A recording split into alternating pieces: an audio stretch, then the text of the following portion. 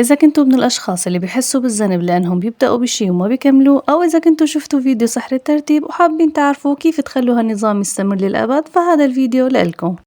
وأهلا وسهلا فيكم حبايبي بحلقة جديدة من بودكاست شامي ومن كتاب جديد، وخلونا نبلش. جيمس كلير بيبدأ كتابه بقصة بتوجع لما تعرض لحادث بالمدرسة وفقد قدرته على الحركة تقريبا، وكيف رجع لحياته الطبيعية مو بمعجزة بس بعادات صغيرة. كتاب العادات الذرية، ويلا نغوص بالتفاصيل.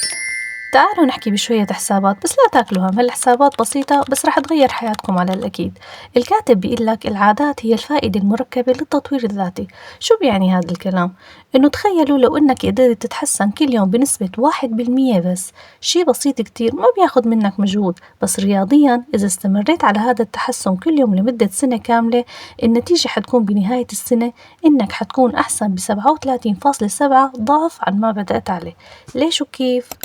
لأنه التحسن تبع اليوم عم ينبنى فوق التحسن تبع امبارح. طيب خلينا ناخد مثال، لو هدفك تنحف 10 كيلو، العقل فورا بيشوف الرقم كبير ويبلش يكسل. بس بنظام العادات الذرية نحن ما بنطلع على 10 كيلو، بنطلع على 1%. 1% تبعك اليوم هي إنك تلبس كنزة الرياضة وتمشي 5 دقايق بس، أو إنك تستبدل معلقة سكر وحدة ببديل صحي. السر وين؟ إنك لما بتمشي اليوم 5 دقايق وبكرة 5 دقايق و10 ثواني وبعده بتزيد شوي، انت هون ما عم تنحف بس، انت عم تبني نظام حرق بجسمك وعم تبني هوية شخص رياضي. بالمقابل انتبهوا من الطرف الثاني للمعادلة، يعني إذا تراجعت كل يوم 1% بس، بنهاية السنة رح توصل للصفر تقريبا. يعني يا عزيزي المستمع، الفرق بين العادة الصغيرة المنيحة والعادة الصغيرة السيئة هو فرق هائل على المدى البعيد. والنجاح مو هو حدث ضخم بصير فجأة، النجاح هو حاصل جمع كل 1% يلي عملته بيومك.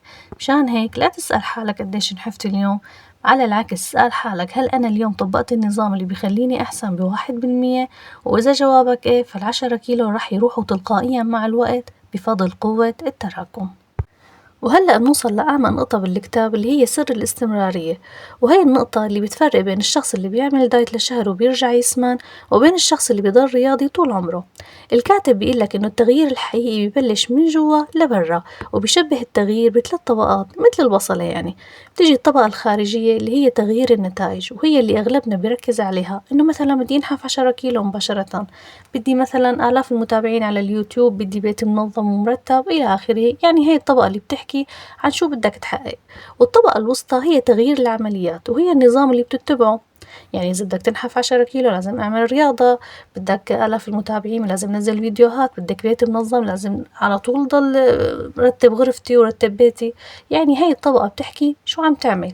أما الطبقة المركزية هي تغيير الهوية، وهي هي الأهم، هي معتقداتك ونظرتك لنفسك. يعني بدل ما أقول أنا لازم أنحف، لازم أقول أنا شخص رياضي، أنا يوتيوبر ناجح، أنا إنسان منظم. هي الطبقة مين أنت. ليش بنفشل؟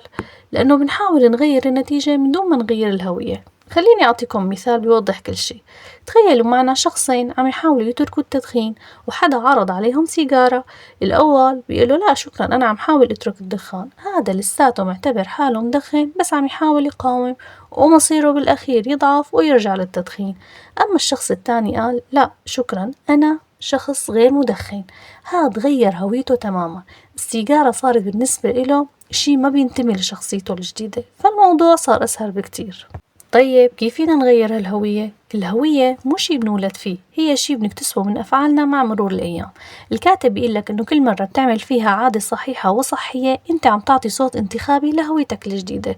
والخطوة الأولى، قرر مين هو الشخص اللي بدك تكونه مع الأيام. والخطوة الثانية، أثبت لنفسك إنك هذا الشخص من خلال انتصارات صغيرة. يعني مثلا لما تروح على النادي ولو 5 دقايق، أنت هون ما انحفت، بس أنت صوتت لهوية الشخص الرياضي اللي بتطمح تكون إله. ومثلا لما تفتح الكاميرا وتسجل فيديو، أنت عم تصوت لهوية صانع المحتوى الناجح اللي وصل لأكثر من 100,000 مشاهدة مثلا. والخلاصة بهالفقرة، لا تركز على الرقم اللي على الميزان، ركز إنك تصير الشخص اللي ما بيقطع تمرين. مع الوقت النتائج رح تجي لحالها كأثر جانبي لهويتك الجديدة. انت ما عم ترتب بيتك لأنك مجبور، انت عم ترتب لأنك إنسان منظم، والمنظم ما بيطيق الفوضى، وهكذا.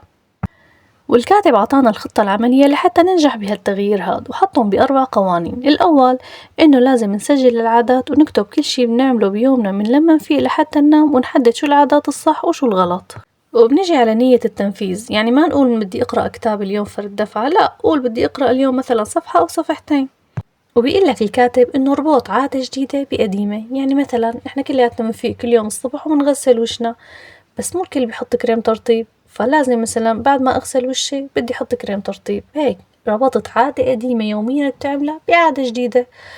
وبيقول لك الكاتب إنه البيئة اللي حواليك بتلعب دور، يعني صمم البيئة حسب احتياجاتك أنت. بدك تشرب مي كتير، حط أناني مي بكل غرفة بالبيت. البيئة هي اللي بتتحكم بقراراتنا. هيك كيف ما التفتت بتلاقي حواليك مي، فبتصير تلقائيا بتشرب مي وبتتذكر يعني إنك تشرب مي. والقانون الثاني من هالكتاب بيقلك إنه خلي مهامك جذابة، يعني تربط شي لازم تعمله بشي بتحب تعمله. مثلا ما بفتح تيك توك إلا وأنا على جهاز الرياضة، ما بحب أطوي غسيل إلا وأنا عم بتسمع على بودكاست، وهكذا. وبيقلك الكاتب إنه دور المجتمع جدا مهم، يعني نحن بنقلد عادات الناس اللي حوالينا. يعني مثلا بدك تصير قارئ فلازم تصاحب الناس بيقرأوا. وبيقول لك القانون الثالث اجعلها سهلة، يعني قاعدة الدقيقتين. أي عادة جديدة لازم تبدأ بدقيقتين بس. بدك تكتب كتاب، اكتب جملة واحدة. بدك ترتبي البيت، رتبي المخدات أو مكان واحد فقط. السر هون إنك تبدأ، لأن البداية هي أصعب جزء. وفينا نستخدم التكنولوجيا لحتى تصير مهامنا أسهل أو للتذكير، يعني مثلا نستخدم تطبيقات بتذكرك بالصلاة، أو مثلا تطبيقات لحتى تمشي، لحتى تشرب مي، وإلى ما هنالك. والقانون الرابع بيقول لك المكافأة الفورية. العقل البشري بيحب الجائزة هلا مو بعد سنة. يعني مثلا عملت لك شي مهمة بسيطة، كافئ حالك بفنجان قهوة، بمشوار صغير، براحة 5 دقايق، فهذا الشي بيشجعك على انك تكمل اكتر واكتر. واهم شي بيقول لك انك تتبع العادات. جيب تقويم او اجندة وحط مهامك عليها، وكل يوم بتعمل فيه عادة حط اشارة اكس، هيك رح يصير عندك سلسلة وصعب عليك انك تكسرها. ولحتى ما نوقع بفخ الملل، الكاتب بيقلك إنه الفرق بين المحترف والهاوي هو إنه المحترف بيلتزم بالعادة حتى لما يميل منها، وبيركز على منطقة المعتدل. لا تخلي العادة صعبة كتير فتيأس، ولا تخليها سهلة كتير فتميل منها. خليها تحدي بسيط دائما. ولازم كل فترة تراجع إحصائياتك لحتى تعرف وين عم تتقدم ووين لازم تعدل. وبالنهاية عزيزي المستمع، كتاب العادات الذرية ما بيعلمنا بس كيف ننظم يومنا، هو بيعلمنا كيف نحترم ذواتنا. وكل عادة صغيرة بتعملها هي رسالة حب لنفسك المستقبلية. انت اليوم عم تزرع البذور، وممكن ما تشوف الشجر بكرة، بس تأكد انه القوة التراكمية ما بتخيب حدا أبدا. وتذكر دائما التغيير مو سباق سرعة، التغيير هو رحلة نفس طويل. لا تقسى على حالك إذا فشلت اليوم، المهم إنك ما تسمح للفشل يصير هوية لإلك. ارجع لل1% تبعك، وارجع للخطوات الصغيرة، لأنه العظمة مو إنك تعمل أشياء خارقة، العظمة إنك تعمل الأشياء العادية باستمرار مذهل.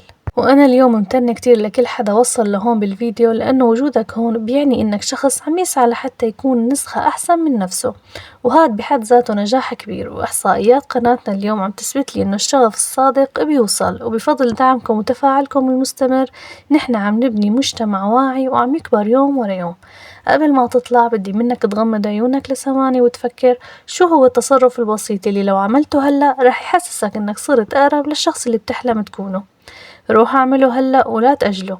وبشكركم من كل قلبي على وقتكم وثقتكم. وإذا حبيتوا هذا النوع من المحتوى العميق لا تنسوا تتركوا بصمتكم باللايك وتشتركوا لحتى نكبر سوا ونوصل لل1000 مشترك، ونحن فخورين بكل خطوة مشيناها. كانت معكم شام من بودكاست شامي. استثمروا بأنفسكم، وشوفكم بالفيديو الجاي إن شاء الله. بأمان الله.